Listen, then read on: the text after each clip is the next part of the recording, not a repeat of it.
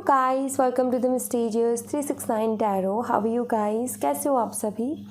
I hope आप सभी बहुत अच्छे होंगे और अपनी लाइफ में आगे बढ़ रहे होंगे। सो गाइस, हाजिर हूँ मैं आप सभी के सामने एक और न्यू रीडिंग लेके। रीडिंग होगी करंट फीलिंग्स और करंट एनर्जीज़ के लिए। रात में मैं वीडियो नहीं डाल पाई थी, बट मैंने सोचा क्यों ना मैं इसको मॉर्निंग में कवर करूँ। सो मैं करंट एनर्जीज़ की रीडिंग लेकर के आपके सामने हाजिर हूँ और हम देखेंगे इस रीडिंग में आपके पार्टनर की फीलिंग, इमोशन, थॉट्स आपके लिए क्या सोच रहे हैं, कैसा फील कर रहे हैं, उनके फीलिंग, इमोशन, थॉट्स आपके लिए क्या हैं।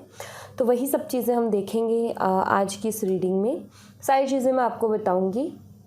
उससे पहले आप सभी को करवा चौथ की ढेर सारी शुभकामनाएं गाइस। ये करवा चौथ आपका बहुत अच्छा जाए, हैप्पीली जाए और या ब्यूटीफुल रहे ये करवा चौथ। एंड या सो आप सभी को ढेर ढेर ढेर सारी शुभकामनाएं। और अब तो दिवाली भी आने वाली है एंड ये जो मौसम है इस टाइम का, जो एक वाइब्स होती है ना, बहुत ब्यूटीफुल वाइब्स होती है। एक्चुअली अगर मुझसे पूछा जाए तो मुझे सबसे अच्छी वाइब्स जो है इस ही टाइम की लगती है, दिवाली के आसपास की। लाइक करवा चौथ के आसपास, करवा चौथ से ही शुरू हो जाती है। लाइक ऐसी हल्की हल्की सी ठंड सी रहती है एंड काफ़ी ब्यूटीफुल सा मौसम रहता है एंड इसकी वाइब्स बहुत बहुत बहुत पॉजिटिव होती हैं। एंड महसूस करना कि थोड़ा सा बहुत अच्छा एनर्जेटिक फील होता है ऐसी मौसम में। इस तरीके की वाइब्स आती हैं। सो दिवाली के आसपास का जो भी मौसम होता है ना, मेरा फेवरेट होता है, क्योंकि मैं ऐसी ही वाइब्स ढूंढती रहती हूँ, बट मिलती हैं ये सिर्फ थोड़े टाइम के लिए। या तो बहुत ज़्यादा गर्मी होती है या फिर बहुत ज़्यादा ठंड होती है। यही एक ऐसा टाइम है, ये शादियों का ही सबसे बेस्ट सीज़न। एंड ये बोल लो कि आप अभी शादी अभी नवंबर से जो है शुरू होंगी, देव उठने के बाद में। सो ये जो देव उठने का मुहूर्त, जिनकी भी शादी है ना, उन सभी को कंग्रेचुलेशन, उन सभी को ढेर सारी बधाइयाँ, क्योंकि वो एक ऐसा मुहूर्त है जिसमें हर कोई शादी कर सकता है, अबूझ मुहूर्त जिसे कहते हैं। सो ये वाइब्स बहुत ब्यूटीफुल है, मुझे शेयर करना था। आप भी महसूस करके देखना, आपको भी बहुत अलग सा और बहुत अच्छा सा फील होगा। ऐसी वाइब्स होती हैं दिवाली के आसपास के टाइम की। सो अभी बात करते हैं रीडिंग की। रीडिंग को सभी लोग देख सकते हैं गाइस, सभी के लिए है। फ्रेंड के लिए देखनी है ऑफ कोर्स देखो, क्रश के लिए देखने फॉर श्योर देखो, ठीक है। एंड टाइमलेस रीडिंग है, जब भी मिले, जब भी आप इस तक पहुँचे तो डेफिनेटली देखें, आपको हेल्प करेगी। लास्ट की गाइडेंस मिस बिल्कुल भी ना किया कीजिए, ख़ास तौर पर मॉर्निंग जो भी मेरी रीडिंग्स होती है उसमें जो लास्ट की गाइडेंस होती है ना, उसको बिल्कुल भी मिस मत किया कीजिए, ठीक है। ओके, एक छोटी सी इन्फॉर्मेशन मैं आपको देना चाहूँगी। अगर आप मुझसे पर्सनल रीडिंग लेना चाहते हो तो डिस्क्रिप्शन बॉक्स में व्हाट्सएप नंबर दिए गए हैं, उन पर आप मुझसे कांटेक्ट कर सकते हो for career reading, love reading, health reading, सभी तरीके की रीडिंग्स मैं करती हूँ। सेकंड थिंग, अगर आप मेरे साथ इंस्टाग्राम पे जुड़ना चाहते हो तो उसका लिंक भी आपको डिस्क्रिप्शन बॉक्स में मिल जाएगा। आप मेरे साथ इंस्टा पे भी जुड़ सकते हो, वहाँ भी आप सभी का बहुत बहुत स्वागत है। तो चलिए अभी हम रीडिंग को शुरू करते हैं और देखते हैं क्या आता है रीडिंग में। सो पॉजिटिव रहें गाइस, पॉजिटिव रहना बहुत ज़रूरी है। सो लेट्स सी आपके पार्टनर क्या सोच रहे हैं आपके लिए, कैसा फील कर रहे हैं, उनकी फीलिंग, इमोशन, थॉट्स हम यहाँ पर देखने की कोशिश करेंगे।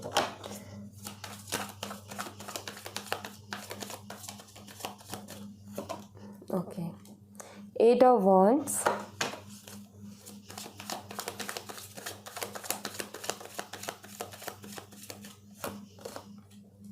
Queen of Swords,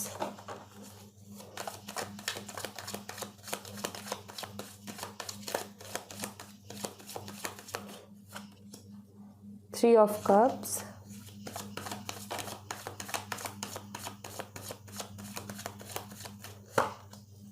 the Moon,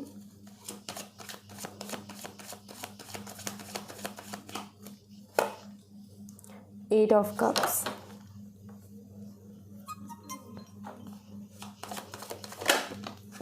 the Star,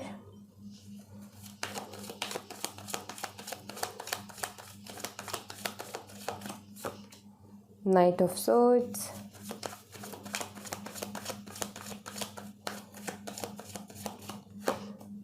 the Lovers,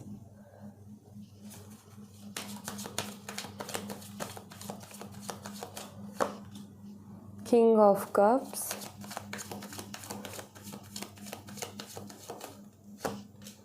justice, bottom of the deck से है क्वीन ऑफ वॉन्ड्स। ओके, सबसे पहले तो आप एयर और वाटर का कॉम्बो हो सकते हो या फिर फायर और वाटर का कॉम्बो यहाँ पर मुझे नज़र आता है, ठीक है। जैसे कि एयर साइन में आता है जेमिनी, लिब्रा, एक्वेरियस, मिथुन, तुला, कुंभ राशि। वाटर साइन में आता है कैंसर, स्कॉर्पियन, पाइसेस। इनमें से एक साइन आपका और एक साइन आपके पार्टनर का हो सकता है, या फिर आप हो सकते हो फायर एंड वाटर का कॉम्बो। तो फायर साइन में आता है एरीज, लियो एंड सैजिटेरियस, मेष, सिंह और धनु राशि। तो ये कॉम्बो आपका हो सकता है। उसके अलावा जो मुझे स्ट्रॉन्ग साइंस यहाँ पर बहुत स्ट्रांगली दिख रहे हैं वो है Pisces, Libra, Gemini and Aquarius, कुंभ राशि, मिथुन राशि, तुला राशि और मीन राशि। ये साइन मुझे बहुत स्ट्रांगली दिख रहे हैं। अगर मैं नंबर की बात करूँ तो मुझे स्ट्रॉन्ग नंबर्स यहाँ पर दिख रहा है नंबर 8, ठीक है, बहुत स्ट्रॉन्ग है ये नंबर 8। उसी के साथ नंबर 13 भी, ठीक है। यहाँ पर नंबर 13 जो है 3 बारी आया है हमारे पास, ओके। अगर मैं मंथ की बात करूँ तो यहाँ पर मुझे जो है मई का मंथ बहुत स्ट्रॉन्ग दिखता है, अगस्त का, सितंबर का, जून का एंड जुलाई का। तो ये मंथ मुझे स्ट्रांगली यहाँ पर नज़र आ रहे हैं, ओके। सो मुझे थर्ड पार्टी वाइब्स मिल रही है गाइस इस रीडिंग में। आज की इस रीडिंग में आई फील कि आप दोनों के बीच में कोई तीसरे पर्सन को लेकर के हमेशा से मनमुटाव रहे हैं। किसी तीसरे पर्सन को लेकर के आप दोनों के बीच में जो है चीज़ें गड़बड़ रही हैं, यू नो लाइक सब कुछ अच्छा चलते चलते कोई तीसरे की कुछ वाइब्स आती हैं और आपका जब क्वेश्चनिंग शुरू होता है उस चीज़ को लेकर के, सो आई फील कि वो कहीं ना कहीं आर्ग्यूमेंट में बदल जाता था, पता ही नहीं चलता था कि वो कब आर्ग्यूमेंट में बदल गया। तो वो चीज़ मुझे यहाँ पर नज़र आती है कि हमेशा किसी तीसरे पर्सन को लेकर के इस रिश्ते में मिसअंडरस्टैंडिंग्स हुई हैं, इस रिश्ते में तनाव आया है, मनमुटाव हुए हैं, हमेशा किसी तीसरे पर्सन को लेकर के। सो मुझे यहाँ पर थर्ड पार्टी वाइब्स मिलते हैं कि हाँ, कोई ना कोई तीसरा पर्सन आप दोनों के बीच में रहा है जिसकी वजह से इस रिश्ते में बहुत ज़्यादा प्रॉब्लम्स आई हैं। बट एक चीज़ मुझे यहाँ पर नज़र आती है कि अभी थर्ड पर्सन के साथ भी कुछ बहुत अच्छा आपके पार्टनर का नहीं चल रहा है। एक्चुअली उसके साथ भी थोड़े बहुत मनमुटाव मुझे दिखते हैं एंड आई फील कि काफ़ी इमोशनली जो है काफ़ी अकेला सा फील कर रहे हैं। ऐसा लग रहा है जैसे कि इमोशनल सपोर्ट नहीं है इनके पास। इमोशनली ये सपोर्ट ढूंढते हैं अपनी ज़िंदगी में। पहले आप थे, फिर आप नहीं तो फिर कोई और नहीं तो कोई और। लाइक हमेशा इनका यही रहा है कि कोई ना कोई मेरी ज़िंदगी में ऐसा होना चाहिए जिसके साथ मैं अपने दिल की बातें कह सकूँ, कर सकूँ। लाइक कोई तो हो ना जिसके साथ थोड़ा तो टाइम ऐसा बीते ना कि जहाँ पर हमारे सारे दिन की टेंशन होती है और कोई ऐसा इंसान है जिससे बात करके थोड़ा सा मन हल्का होता है, माइंड फ्रेश होता है।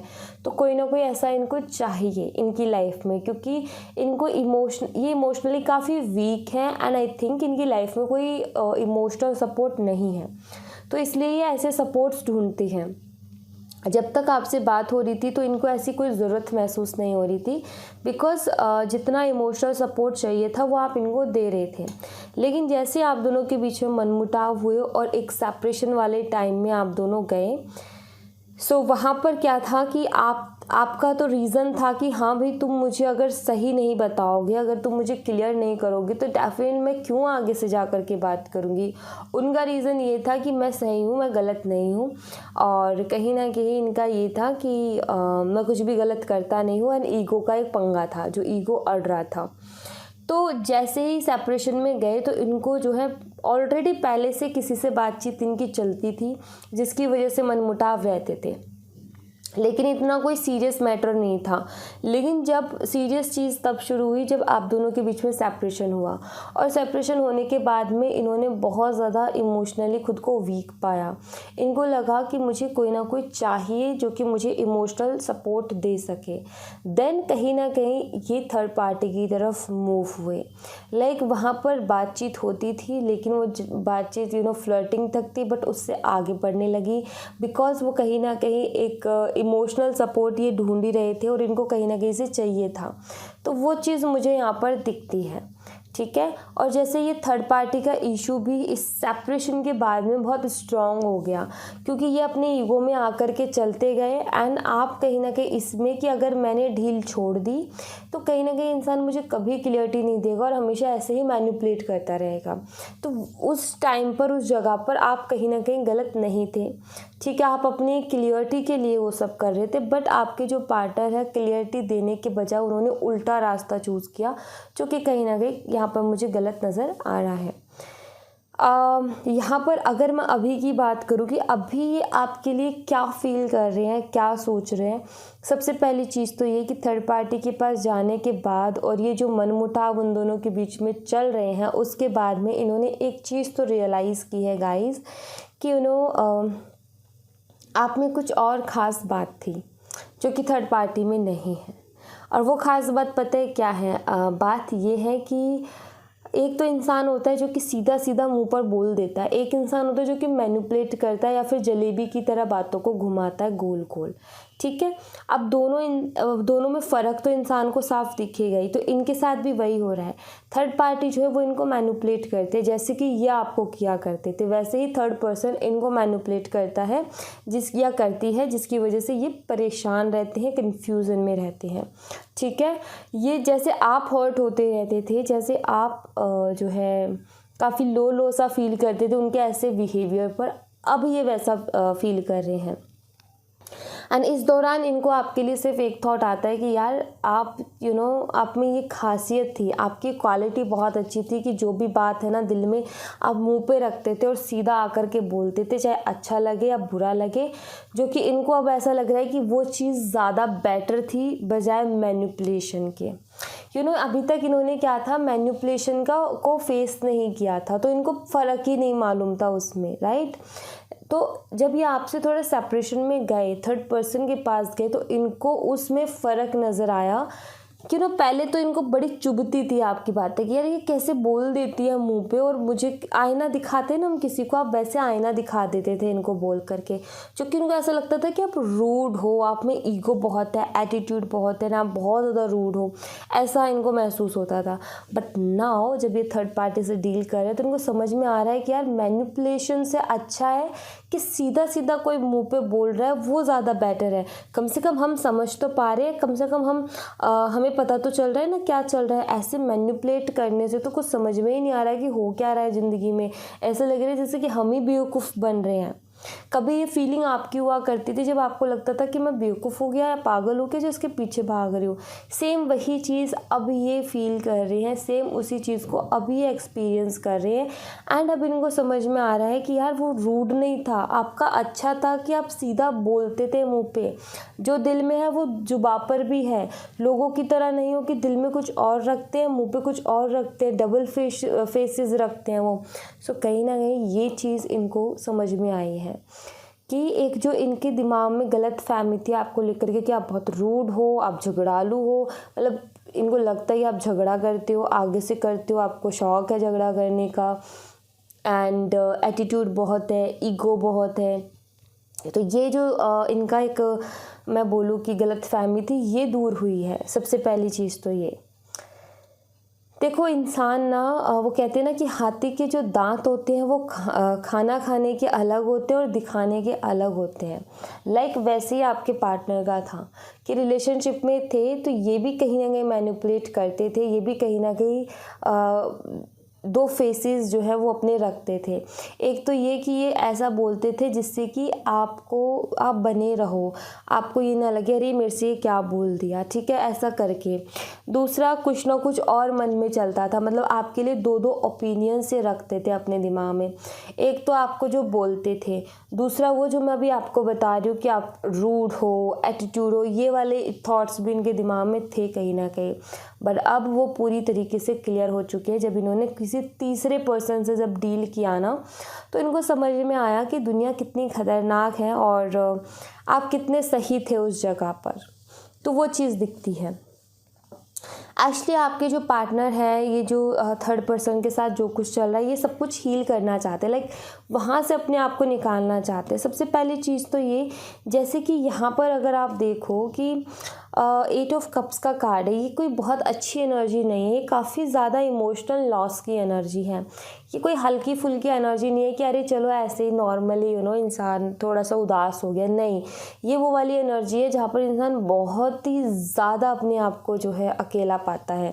एंड कहीं ना कहीं अगर यहाँ पर जस्टिस का कार्ड है तो डेफिनेटली कोई ना कोई कार्मिक टाइम ज़रूर चल रहा है। तो यहाँ पर ये चीज़ नज़र आती है गाइस कि द स्टार के कार्ड के साथ कि आई फील कि आपके जो पार्टनर है वो यहाँ से निकलना चाहते हैं, क्योंकि उनके लिए वो बहुत ज़्यादा टॉक्सिक हो रही है third party. But I feel कि निकल भी नहीं पा रहे बिकॉज अट्रैक्शन जो है ना वो बहुत स्ट्रॉन्ग है। क्योंकि ये इनकी कार्मिक है तो डेफिनेटली अट्रैक्शन बहुत स्ट्रॉन्ग होगी। एंड कार्मिक्स के साथ यही होता है कि ना तो वहाँ पर रह पाते हैं और ना वहाँ से मूव ऑन कर पाते हैं। सो वही चीज़ मुझे दिखती है। ना आई फील कि ये जो आप दोनों के बीच सेपरेशन हुआ और उस सेपरेशन के दौरान जब ये आपसे दूर हो गए, थर्ड पार्टी की तरफ गए, ये भी वो एक कार्मिक अट्रैक्शन थी जिसको ये नहीं जो है बैलेंस कर पाए और ये वहाँ पर खिंचते चले गए और उसमें फंस गए। अब इनके साथ ये हो रहा है कि इतनी स्ट्रॉन्ग क्या होता है, मैं आपको बताती हूँ। जो कार्मिक कनेक्शंस होते हैं ना, हम अट्रैक्ट होते हैं क्योंकि हमें ऐसा लगता है कि कुछ हमारे डिज़ायर्स है जो कि वहाँ पर हमारे पूरे होंगे। वो एक लालच जुड़ता है हमारा कि हमारे कुछ डिज़ायर्स जो कि कहीं पूरे नहीं हो सकते बट वहाँ पूरे हो जाएंगे। उस लालच में हम खिंचते चले जाते हैं और वहाँ से जब निकलने की कोशिश करते हैं तो हमारे दिमाग में बस वही चलता है, यार हमारे कुछ डिज़ायर्स थे वो पूरे हो सकते हैं, अगर मैंने अभी गिव अप कर दिया तो वो नहीं होंगे। तो वो जो लालच है ना वो नहीं छोड़ने देता है एक्चुअली। तो वहाँ पर वही चीज़ है कि आपके पार्टनर भी वहाँ से निकलना चाहते हैं बाहर, लेकिन निकल नहीं पा रहे, लेकिन कोशिश में पूरी है, ये मुझे दिखता है। स्टार का कार्ड है यहाँ पर कोशिश में, तो डेफिनेटली अगर वो थोड़ी और कोशिश करेंगे तो ये वहाँ से एक कार्मिक साइकिल से आज़ाद हो जाएंगे, उस कार्मिक साइकिल से बाहर निकल आएंगे। क्योंकि स्टार का कार्ड है तो हीलिंग भी अच्छी खासी दिखती है यहाँ पर। एंड आई थिंक आपके पार्टनर मेंटली बहुत स्ट्रॉन्ग है। अगर ये चाहें तो ये अपने आप की एनर्जी को बैलेंस एंड कंट्रोल कर सकते हैं बहुत ईजिली। डिपेंड करता है इनके ऊपर।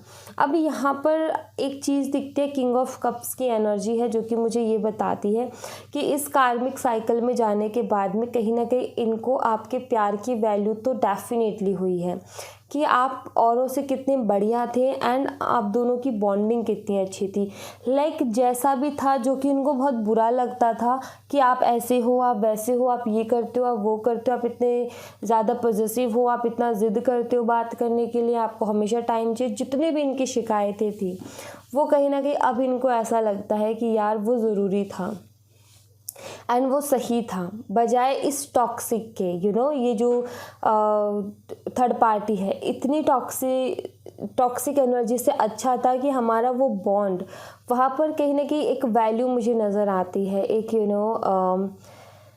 ऐसा लगता है जैसे कि अभी आपके पार्टनर को आपके लिए ऐसा फील हो रहा है कि आपके साथ जो कनेक्शन था वो बहुत ब्यूटीफुल था, बजाय इसके कम से कम टॉक्सिक नहीं था। हालांकि वो थोड़ा सा इनका क्या है कि इनको ना प्रैक्टिकल चीज़ें ज़्यादा पसंद है। आई फील लाइक कुछ लोग होते हैं ना जो फ्लर्टिंग करते हैं, फ्लर्टिंग सिर्फ एक इमेजिनेशन में होती है, राइट। उसमें प्रैक्टिकल कुछ नहीं होता। प्रैक्टिकल मीन्स कि आप वो जो बातें कर रहे हो उनको एक्शंस में नहीं ले रहे हो, जस्ट आप फ्लर्टिंग कर रहे हो, बातें कर रहे हो एंड वो आप दोनों की इमेजिनेशन पर डिपेंड करता है कि आप उन बातों को किस तरीके से पिक्चराइज कर रहे हो, ठीक है।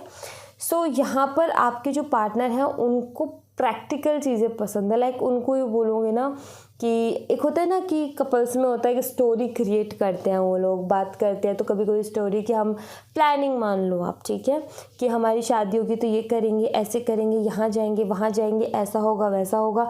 तो एक सपना जैसा बनाना एंड उसको लाइक थोड़ा सा रोमांटिक फॉर्म दे देना, तो वैसी चीज़ें इनको थोड़ा सा कम पसंद है। इनको ऐसा लगता है हो तो रियल में हो, वरना ऑब्जर्वेशन में या फिर इमेजिनेशन में वो चीज़ कहीं ना कहीं इनको ऐसा लगता है कि वो फुलफिल नहीं है, कहीं ना कुछ ना कुछ मिसिंग लगता है। तो इनको प्रैक्टिकल पसंद है, मतलब कि वो चीज़ जो हम बातें कर रहे हैं एग्जैक्ट वैसा होना भी तो चाहिए और वो अभी हो। फिर इनको पेशेंस लेवल भी इतना स्ट्रांग नहीं है, इनको जल्दबाजी रहती है हर चीज़ की। डिसीज़न लेंगे तो जल्दबाजी, कोई एक्शन लेंगे तो जल्दबाजी, और आई थिंक ये जल्दबाजी के कारण गड़बड़ बहुत करते हैं। सो वो सारी एनर्जीज इनकी दिखती हैं, इनकी वो जल्दबाजी एंड सब कुछ। एंड आई फील कि आप दोनों का एक स्पिरिचुअल कनेक्शन भी है गाइस, क्योंकि यहाँ पर द लवर्स का कार्ड है जो कि बहुत अच्छा है। यहाँ पर स्टार कार्ड भी है, यहाँ पर जस्टिस कार्ड भी है। तो मुझे एक चीज़ नज़र आती है कि आपका एक स्पिरिचुअल कनेक्शन है और उसमें कार्मिक साइकिल्स और पास्ट लाइफ कर्मा जुड़ा हुआ है, ठीक है। लाइक वो कार्मिक साइकिल्स वही है, पास्ट लाइफ कर्मा के साइकिल्स, ठीक है। तो आई थिंक कि अगर ये थर्ड पर्सन के पास भी गए हैं, जैसे कि थर्ड पार्टी सिचुएशन भी अगर आप दोनों के बीच में आई है, सो पास्ट से जुड़ा हुआ कुछ ना कुछ रिलेटेड है, ठीक है।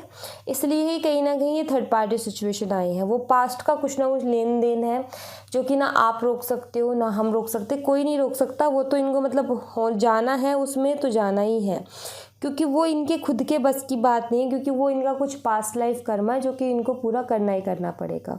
तो वो चीज़ दिखती है, चाहे वो अब आप अभी तो क्या है कि आपके सामने है, ठीक है, अब आपको पता हो या ना पता हो, लेकिन हर किसी के वो कार्मिक साइकिल्स चलते रहते हैं बैकग्राउंड में। लाइक रिलेशनशिप में है, लेकिन कुछ लोगों का क्या है वो हिडन रह जाता है, कुछ लोगों को क्या है वो पर्दा उठ जाता है, तो सब कुछ सामने आ जाता है और हमें लगता है वो थर्ड पार्टी है, अरे ये क्या हो गया करके, राइट। बट कुछ लोगों को क्या होता है कि पता ही नहीं चलता, लेकिन बैकग्राउंड में सब कुछ कार्मिक साइकिल्स चलते रहते हैं आपकी भी लाइफ में। अब क्या है कि कुछ लोग तो क्या करते हैं, अपने आप को बैलेंस में रखते हैं, तो वो कार्मिक साइकिल से वो कहीं ना कहीं बच जाते हैं, ज़्यादा टकराते नहीं हैं। अब आपकी भी लाइफ में होता होगा, अगर आप बैलेंस हो तो कहीं ना कहीं आते हैं वो कार्मिक साइकिल, बट आपका फोकस एक जगह है, आप बैलेंस में हो तो वो आते और चले जाते हैं, आते और चले जाते हैं। अगर आप उनको थोड़ा सा भी भाव दोगे तो वो ऐसा एंटर करेंगे आपकी ज़िंदगी में कि फिर आप अटक जाओगे कि इधर जाऊँ कि उधर जाऊँ, क्योंकि दोनों साइड बहुत स्ट्रॉन्ग अट्रैक्शन हो जाती है फिर। सो वही सारी चीज़ें मुझे यहाँ पर इस रीडिंग में नज़र आ रही है। एंड हम सबके साथ वो चीज़ होती है, बट यही होता है ना कि बैलेंस एंड फोकस बहुत ज़रूरी है। कि मक्खियाँ तो बहुत भिनभिनाएंगी, लेकिन आपका फोकस अगर रहेगा तो कहीं ना कहीं वो आपको नुकसान नहीं पहुँचाएंगे, अदरवाइज़ वो चिपकने में टाइम नहीं लगाती, राइट। तो वही चीज़ मुझे यहाँ पर दिख रही है कि ये बैलेंस में नहीं थे, इसलिए ये वहाँ जा कर के फंस गए। और यही होता है कि जब हम एक तो कार्मिक साइकिल जो भी अकाउंट होता है हमारा कार्मिक, उसकी तरफ अट्रैक्ट बहुत तेज़ी से होते हैं और फिर वहाँ से जब वापस आते हैं तो बहुत ज़्यादा हर्ट होकर के आते हैं, क्योंकि वो हमारी एक्सपेक्टेशन से कुछ अलग ही निकलता है। दिखने में सब कुछ बड़ा अच्छा दिखता है, लेकिन जब हम उसके अंदर घुसते जाते तो हमें समझ में आता है कि यार ये तो बहुत टॉक्सिक है। तो वो चीज़ यहाँ पर दिखती है मुझे कि इसमें बस ये की बात है कि इसीलिए मैं कहती हूँ कि अपने आप को बैलेंस में रखो। बैलेंस में रखोगे ना तो हार्ट ब्रेक होने से बच जाओगे, वरना ये जो कार्मिक साइकिल से किसी का भी पीछा नहीं छोड़ते, सबकी लाइफ में आते हैं, सब कुछ ना कुछ एक्सपीरियंस करते हैं। किसी की भी लाइफ ऐसी नहीं है कि जो कि वो कुछ एक्सपीरियंस ना करे, कुछ ना कुछ उनकी लाइफ में ऐसा रहता है लव लाइफ रिलेटेड कि वो हर्ट हुए ही होते हैं हर किसी का। अब क्या है, कुछ लोग बोल देते हैं और कुछ लोग छुपा करके रखते हैं उस चीज़ को, तो डिपेंड करता है सब अपने अपनी तरीके से। कुछ लोग ऐसे हैं जो कि हर चीज़ बता देते हैं, कुछ लोग ऐसे जो नहीं बताते हैं। सो यहाँ पर वही है कि लेकिन सब ने अपनी लव लाइफ में ऐसा एक्सपीरियंस किया होता है, बिकॉज वो कार्मिक जो साइकिल्स हैं उनमें फंस जाते हैं या फिर कार्मिक अकाउंट से डील करते हैं, जिसकी वजह से वो हर्ट होकर के वहाँ से आते हैं और फिर वो उनका ये कहते हैं कि मेरा तो विश्वास ही उठ गया, मुझे तो जो है प्यार नाम पर ही भरोसा नहीं रहा, कुछ प्यार व्यार कुछ नहीं होता है, ऐसी ऐसी वो बातें करने लगते हैं। कुछ लोग तो वहाँ पर संभल जाते हैं, कुछ लोग रूड हो जाते हैं, जैसे कि भाई मतलब कि ज़्यादा किसी को भाव मत दो वरना वो हमेशा ऐसे ही करेगा, तो वो रूडनेस आ जाती है। तो सबका अलग अलग इफ़ेक्ट होता है। और यहाँ पर लकी हैं वो लोग जो कि इस तरीके की स्पिरिचुअल चीज़ों से जुड़े हुए हैं, बिकॉज़ उनको वो चीज़ें सुनने को देखने को मिल रही होती है, तो वो अपने आप को बैलेंस में रख सकते हैं एंड अपने रिश्ते को ख़राब होने से बचा सकते हैं। अदरवाइज़ तो हर रिश्ता ऐसे अगर इसी तरीके से चीज़ें होने लग गई तो और अंडरस्टैंडिंग नहीं रही तो सब कुछ ख़त्म हो जाएगा, फिर तो कोई रहना ही नहीं चाहेगा। तो वहाँ पर बस वही चीज़ है। सो लेट्स सी एंजल्स की तरफ से आपके लिए हम जो है मैसेजेस देखते हैं कि एंजल्स आपको क्या कहना चाहती हैं और क्या गाइड करना चाहती है। प्लीज़ एंजल्स हमारे व्यूवर्स के लिए मैसेज दीजिए। ओके, बी असर्टिव, असर्टिव रहो भैया, असर्टिव रहना बहुत ज़रूरी है।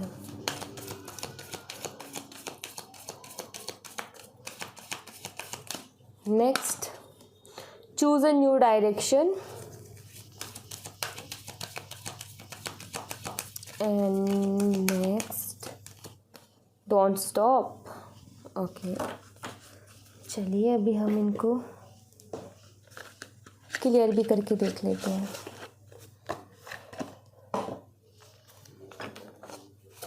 ईश्वर मुझे बताएं कि बी असर्टिव का कार्ड यहाँ पर क्यों है। एंजल्स प्लीज़ बताएं बी असर्टिव का कार्ड यहाँ पर क्यों है। प्लीज़ एंजल्स गाइड करें। किंग ऑफ सॉर्ड्स, एंजल्स हमें बताएं चूज़ अ न्यू डायरेक्शन का कार्ड यहाँ पर क्यों है। ओके, हे ईश्वर एंजल हमें बताएं कि डोंट स्टॉप का कार्ड यहाँ पर क्यों है। Okay, bottom of the deck से है page of pentacles. All right, so guys सबसे पहला जो एंजल का मैसेज है आपके लिए वो ये है, यहाँ पर है be assertive with king of swords.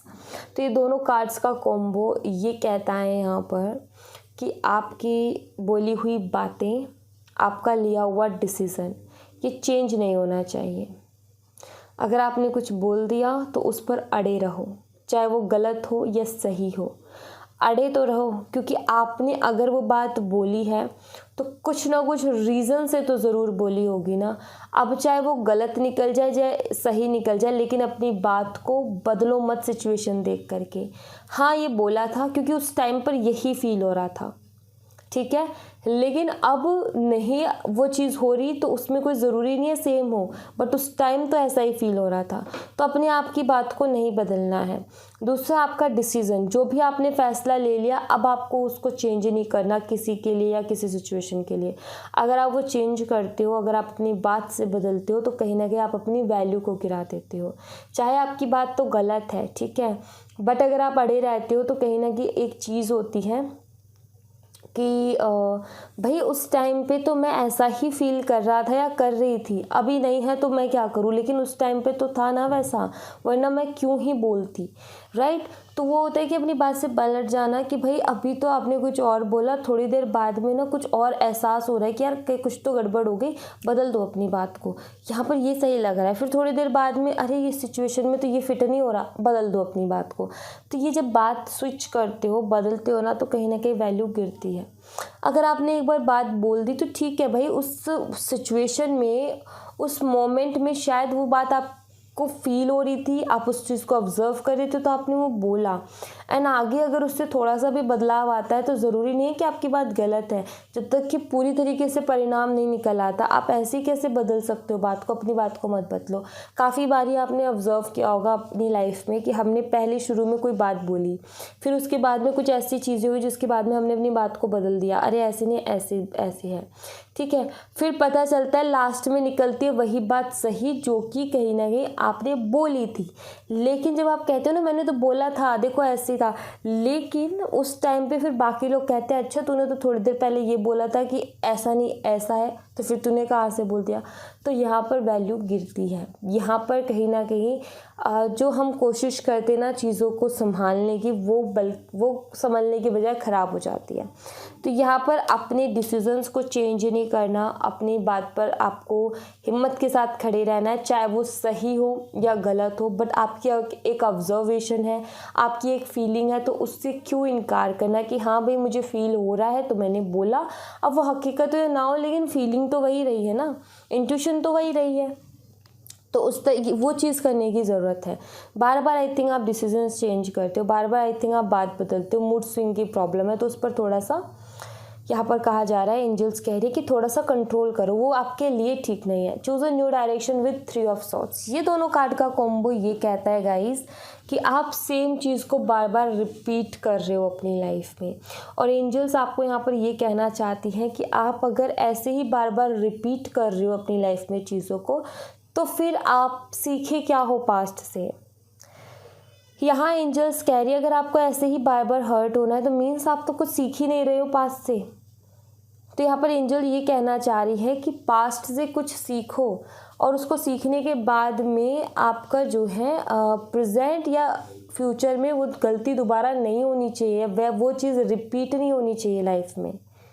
होता क्या है, वही चीज़ हम रिपीट करते फिर कहते हैं कि मेरी ही किस्मत ख़राब है, मेरे साथ ही ऐसा क्यों होता है, क्योंकि आपने सेम चीज़ रिपीट कर दी, आपने कुछ चेंज नहीं लेकर के आया आप उस चीज़ में। तो हम कहते हैं ना वर्क योर सेल्फ। क्या होता है, क्या काम करना होता है खुद पे, यही काम करना होता है कि पास्ट में अगर किसी चीज़ से हम हर्ट हुए हैं, किस चीज़ से हुए हैं, उसको हमें अपने आप में चेंजेस लाने हैं, एंड ये हमने जो है पक्का करना है कि इन फ्यूचर या प्रेजेंट हमसे वो चीज़ दोबारा रिपीट ना हो, क्योंकि एक बार रिपीट हुई थी जिसकी वजह, एक बार हम करके देखा था जिसकी वजह से हर्ट हुए थे, अब अगेन नहीं करेंगे। तो आपको पास्ट से सीखने की ज़रूरत है। यहाँ पर एंजल से कह रही है आप पास्ट को सिर्फ एक इमोशनल अटैचमेंट की तरह या जब भी याद करते हो तो इमोशनल हो जाते हो। आप हमेशा पास्ट को इस तरीके से देखो कि मुझे कुछ सीख लेनी है और सीख करके अपने अंदर सुधार लाना है ताकि मैं इन फ्यूचर वो गलती ना करूँ। तो इन रिपीटेशन से बचो। तो ये जो आपकी शिकायत है ना कि हमेशा मेरे साथ बुरा होता है, ये बंद हो जाएगी शिकायत। तो यहाँ पर एंजल ये कह रही है कि शिकायत करने से अच्छा है कि आप इन चीज़ों पर थोड़ा सा काम करो। पास्ट के बारे में सोच करके कुछ सीखो बजाय रोने के, कि आप पास्ट के याद करके आप रोने लगते हो, इमोशनल हो जाते हो। ठीक है, आपके इमोशंस जुड़े हैं, बट आपको वहाँ से सीख भी तो लेनी है। तो उस सीख को लो, उसको अपने अंदर इतना बिठा लो कि नेक्स्ट टाइम वो रिपीट ना हो बस। ठीक है, नेक्स्ट कार्ड है यहाँ पर don't stop with 2 of pentacles. यहाँ पर ये है कि आपने कभी भी गिव अप नहीं करना। बहुत सारे लोग बहुत जल्दी गिव अप कर देते हैं, बहुत करीब आकर के गिव अप करते हैं, क्योंकि उनको नहीं पता ना कि हम इतने करीब आ गए हैं। तो यहाँ पर ये है कि लाइफ में चाहे कितना ही बड़ा आंधी, कितना ही बड़ा तूफान आ जाए, बट एंजल यहाँ पर कह रही है कि चलते रहो, कंटिन्यूसली चलते रहो, रुको मत, बिल्कुल भी मत रुको। लाइफ में उतार चढ़ाव आते रहते हैं, जैसे कि इसमें आ रहे हैं, उतार चढ़ाव आएंगे, लेकिन आपको रुकना नहीं है अगर आपको सक्सेस चाहिए अपनी लाइफ में तो। और अगर आपको सक्सेस नहीं चाहिए तो आप अटक करके रहो, दुनिया आपसे आगे निकल जाएगी। अदरवाइज़ अपने आप को इतना स्ट्रॉन्ग बनाओ कि चाहे कितना ही उतार चढ़ाव आए, आप अपने पाथ से नहीं हिलोगे और आप चलते रहोगे। हम सिर्फ ये आगे के इंसान को देखते हैं जो कि जगल कर रहा है। अगर आप पीछे देखो तो 2 नाव हैं जो कि लहरें ऊंची नीची आती हैं, लेकिन ये अपने पाथ पर है। नीचे आ जाएगी तो भी ये उसी हिसाब से मुड़ जाएगी, और ऊपर जाएगी तो उसी हिसाब से मुड़ जाएगी, और अपने आप को बैलेंस कर लेगी एंड बहुत स्मूथली जाएगी। सो कहीं ना कहीं आपको भी बिल्कुल वैसा ही बनाना है। सिचुएशन में अटक के कंफ्यूज होकर के नहीं रह जाना है। आपने जो है कंटिन्यूसली चलते रहना है। ठीक है, ठोकर लग रही है, गिर रहे हैं, उठो फिर से चलना शुरू कर दो, फिर गिर गए, उठो फिर से चलना शुरू कर दो। आपके अलावा इस दुनिया में और कोई नहीं है जो आपको रोक सकता है। सिर्फ हम खुद को खुद स्टक करके रोक लेते हैं। अदरवाइज़ ये रखो कि ठीक है, ये आया, इट्स ओके, चल दो, क्या हो जाएगा। अगर आप आगे बढ़ जाओगे, अगर आप आगे चल दोगे तो क्या होगा। एक बस थोड़ा सी हिम्मत की ज़रूरत है अपना कदम आगे लेने के लिए, एंड डेफिनेटली सब कुछ बहुत बदल जाएगा अगर आप ये सिर्फ एक इतना सी हिम्मत कर लेते हो ना एक कदम आगे बढ़ाने की, तो डेफिनेटली सब कुछ लाइफ में चेंज हो जाएगा। कुछ भी नहीं होगा, आप बस आगे तो बढ़ो। वो एक डर है कि यार क्या होगा, बट कुछ नहीं होगा, आगे बढ़ो, कदम लो, एक कदम आगे लो, रुको मत बस, ठीक है। किसी भी चीज़ में अटको मत, कंफ्यूज मत हो, बस चलते रहो चलते रहो चलते रहो। जैसे कि चल रहे यहाँ पर कोई इंसान आया, बात हुई, 2-4 बातें हुई, ऐसी बातें हो गई कि बहुत ज़्यादा हर्ट हो गया, कोई बात नहीं, इग्नोर मारो, चलते रहो चलते रहो चलते रहो, आगे और भी आएंगे और भी आएंगे और भी आएंगे। और कहीं ना कहीं आप अपने जब हम सक्सेसफुल होने लगते हैं ना, तो बीच बीच में ब्रेक्स आते हैं, इसी तरीके की बीच बीच में प्रॉब्लम्स आती हैं जो कि हमें रोकने की कोशिश करते हैं, बट हमें रुकना नहीं है, बस इस बात का ध्यान रखना है। ओके, सो या thank you so much guys. ये थी आप लोगों के लिए एक छोटी सी रीडिंग। आई होप आपसे रेजोनेट की हो, आई होप आपको पसंद आई हो। रेजोनेट हुई हो तो मुझे बताइएगा ज़रूर कमेंट बॉक्स में। पसंद आई हो तो लाइक ज़रूर कीजिएगा, चैनल को सब्सक्राइब करना मत भूलिएगा। मिलती हूँ मैं आपसे नेक्स्ट रीडिंग में, तब तक अपना ख्याल रखें। Bye bye, take care, see you again.